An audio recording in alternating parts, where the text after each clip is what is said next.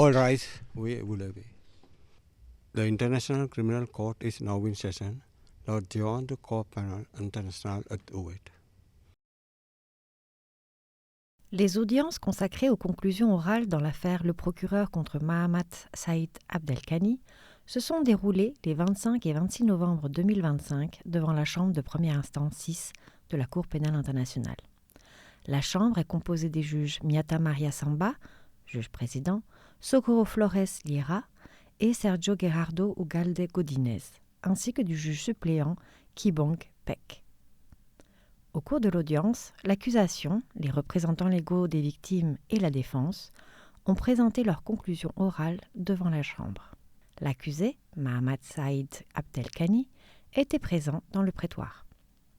Ancien commandant présumé de la Séléka, Mahamat Saïd est à ce titre accusé de crimes contre l'humanité, tels que emprisonnement ou autres formes de privation grave de liberté, torture, persécution et autres actes inhumains, et de crimes de guerre tels que torture, traitement cruel et atteinte à la dignité de la personne.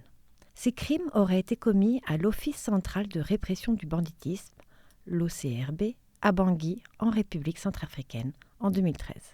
Au cours de l'audience, l'équipe de l'accusation, menée par le procureur adjoint M. Mamdiaye Nyang et par le premier substitut du procureur Mme Olo Makwaya, a présenté ses conclusions orales. Le procureur adjoint a prononcé de brèves déclarations liminaires. Durant ce procès, notre bureau n'a jamais varié dans sa démarche. Nous avons tout mis en œuvre pour que justice soit rendue aux victimes des atrocités perpétrées dans cette situation par toutes les parties au conflit. Nous avons pu avancer dans cette procédure grâce à la contribution essentielle de tous ces acteurs clés. Et vous avez pu entendre, mesdames, messieurs les juges, en 121 jours d'audience, les récits de 81 témoins, dont 25 qui ont comparu ici, donc que vous avez entendu viva voce, et 33 en vertu de la règle 68.3. Ça a été un gros travail, ça a été vraiment un gros travail.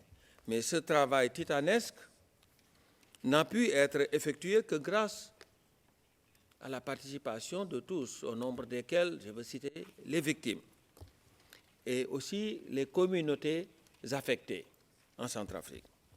Elles ont collaboré avec courage et détermination à l'œuvre de justice. Les autorités centrafricaines aussi, les acteurs de la société civile aussi. Et ensuite, aucun des acteurs, je dois dire, n'a été en reste. Et je voudrais encore ici leur rendre hommage. Madame la Présidente, Madame, Messieurs les juges, au cours de ce procès qui s'est ouvert le 26 septembre 2022, comme je l'ai indiqué, l'accusation a présenté des preuves que nous croyons solides et établi au-delà de tout doute raisonnable que l'accusé, M. Saïd, a perpétré, ordonné ou encouragé les crimes visés dans ces 7 chefs d'accusation pour des motifs relatifs aux crimes de guerre et crimes contre l'humanité commis par la faction Séléka.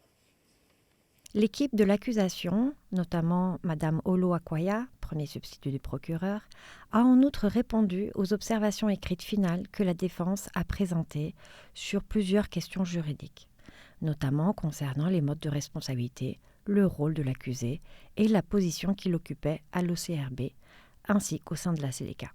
Pour finir, Mme Olo Akwaya a présenté les conclusions orales de l'accusation devant la Chambre. Merci, Madame la Présidente, Mesdames, Messieurs les juges.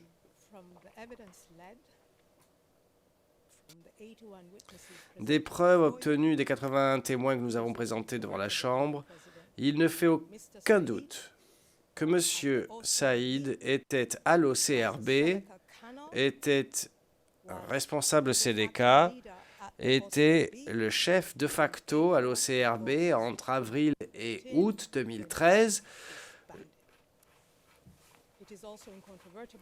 moment auquel ils ont été démantelés. Il ne fait aucun doute des preuves que nous disposons, mesdames, messieurs les juges, qu'à l'OCRB, des personnes étaient détenues, étaient retenues de manière arbitraire, sans procès. Sans procès. De la même manière, on ne peut contester le fait, mesdames, messieurs les juges, qu'à proximité immédiate du bureau de M. Saïd, il y avait une cellule souterraine. Madame Ngaguéré vous a montré certaines photos. Une cellule où les gens étaient détenus et traités de la manière la plus horrible. Les preuves montrent également, Madame la Présidente, Mesdames, Messieurs les juges, que M. Saïd contrôlait pleinement, dirigeait pleinement l'OCRB lorsqu'il y était. Il n'était pas simple volontaire, il n'était pas un adjudant, comme voudrait vous le faire croire la défense de M. Saïd. Ceci étant dit, Mesdames les juges, Messieurs les juges, merci d'avoir écouté nos thèses aujourd'hui et nous demandons respectueusement que vous déclariez M. Saïd coupable des chefs de 1 à 7 dont il est accusé. L'accusation à la charge de la preuve au-delà de tout doute raisonnable et nous pensons que c'est ce que nous avons fait. Merci, Madame la Présidente, Mesdames, Messieurs les juges. Nous restons à disposition si vous avez des questions. Les représentants légaux des victimes, Maître Sarah Pelé, Gilles Dilbert-Bekoy et Tars van Lissenborg, ont présenté leurs conclusions orales au nom des victimes en l'espèce. Maître Pelé a fait savoir qu'au cours de la période visée par les charges, le régime de la Seleka et Mahamat Saadi ont brisé la vie de nombreux civils. Elle a en outre relevé que les victimes patientent depuis plus de 10 ans, en quête de vérité, de reconnaissance et de justice. Maître Pelé a ajouté que les victimes, dans la présente affaire, ne sont pas de simples spectateurs, qu'elles sont leur propre voix et leur propre point de vue, et que leur participation est porteuse de vérité et de justice. Au nom des victimes, elle a présenté ses remarques finales devant la Chambre. Madame la Présidente, Madame et Messieurs les juges, nous soumettons respectueusement que les éléments de preuve établissent, au-delà de tout doute raisonnable, la responsabilité pénale de M. Mahamat Saïd Abdelkani pour les crimes qui lui sont reprochés. Les victimes vous demandent de le déclarer coupable de l'ensemble des chefs d'accusation. Mais elles vous demandent également de prendre pleinement en compte les préjudices qu'elles ont subis. Les crimes pour lesquels l'accusé est jugé ne couvrent que quelques mois, seulement d'avril à août 2013. Mais leur souffrance, elle, perdurera toute leur vie. Leurs blessures, qu'elles soient visibles ou invisibles, échappent en effet au calendrier judiciaire. Madame la Présidente, Madame et Messieurs les juges, il n'existe pas de petites affaires devant cette Cour. Ni les limites temporelles ou géographiques d'un dossier, ni le nombre de victimes autorisées à participer ne peuvent en réduire sa portée. Chaque victime de crime relevant de la compétence de la Cour porte en elle la trace d'un monde brisé. Elle nous rappelle que la justice internationale pénale ne se mesure pas à la quantité, mais à la profondeur de la douleur qu'elle reconnaît et qu'elle s'efforce de réparer. Certaines victimes ont confié, comme nous l'avons rappelé, leur peine de constater qu'une partie de ce qu'elles avaient vécu n'a pas pu être examinée par cette Cour. Elles comprennent les contraintes juridiques, mais elles ressentent au plus profond d'elles-mêmes que leur histoire demeure incomplète tant que l'ensemble des crimes qu'elles ont subis, toute la douleur, toutes les douleurs qu'elles ont endurées et qu'elles endurent encore aujourd'hui, n'auront été reconnues. Enfin, les victimes souhaitent que ce jugement, votre jugement, soit un message à tous ceux qui pensent pouvoir torturer et tuer en toute impunité. Qu'il soit un pas vers leur guérison. Cela conclut, Madame la Présidente, Madame et Messieurs les juges, les conclusions finales faites au nom des victimes. Je vous remercie. Le conseil principal de la défense, Maître Jennifer Naouri, et son équipe ont présenté des arguments légaux en réponse aux conclusions écrites et orales de l'accusation. Maître Naouri a rappelé qu'au début du procès, le bureau du procureur avait dit qu'il disposait de preuves. Pourtant, selon elle, il a, dans certains cas, omis de présenter des éléments de preuve balistiques, criminalistiques ou médicaux au cours du procès. L'équipe de la défense a avancé des arguments juridiques devant la Chambre concernant plusieurs questions telles que les charges portées à l'encontre de son client, le rôle de celui-ci à l'OCRP, la période visée par les charges et la compétence de la Cour, ainsi que les procédures judiciaires nationales par rapport au processus judiciaire international. Dans ses remarques finales, Maître Naouri a souligné que la charge de la preuve incombait à l'accusation. L'accusation nous a imposé une réalité fantasmée, en ignorant ses témoins et en refusant d'appeler les sachants, qui auraient mis à mal son narratif tronqué. Il nous appartient, à la fin du procès, de rendre la parole aux Centrafricains,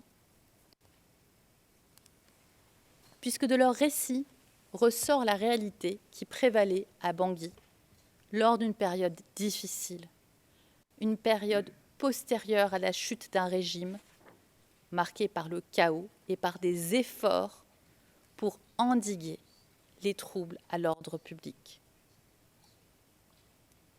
Il nous appartient de savoir quand c'est la place de la justice internationale et quand c'est la place de la justice domestique. Aujourd'hui, il nous appartient à tous de rendre aux Centrafricains leur destin et de rendre à M. Saïd à son pays. Rendre M. Saïd à son pays, seul à même de se positionner. Je l'ai dit à l'ouverture du procès, la République centrafricaine est un pays dont les africanistes disent que le destin a été volé. Ne lui prenons pas plus. Redonnons-lui son autonomie en lui rendant sa compétence. Et c'est là où le procès prend tout son poids. L'accusation n'a pas présenté un dossier qui relève de la justice pénale internationale. Elle a déraciné M. Saïd, qui a payé le prix de sa santé pour répondre des faits qui lui sont reprochés.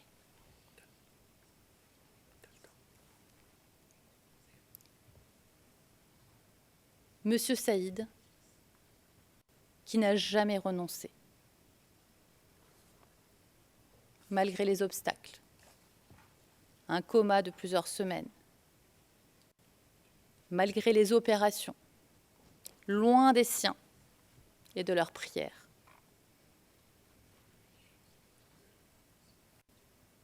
Malgré les dangers pour sa santé, malgré la douleur, malgré les affections dont il souffre encore, il s'est présenté devant cette cour sans jamais retarder, sans jamais vaciller. Sans jamais retarder, sans jamais vaciller. Il est venu, à bout de force parfois, pour que justice soit faite, parce qu'il croit en la justice et il croit en la vérité. Cette vérité, elle est là, sous nos yeux. Et c'est la tâche combien noble et essentiel de la Chambre de la dévoiler, à la suite des témoins qui ont eu le courage de la raconter.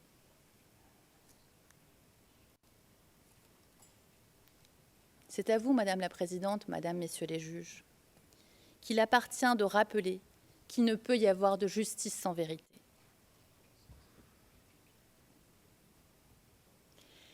C'est sur les épaules de l'accusation que repose la charge de la preuve, pas sur celle de la défense. L'accusation se paie de mots.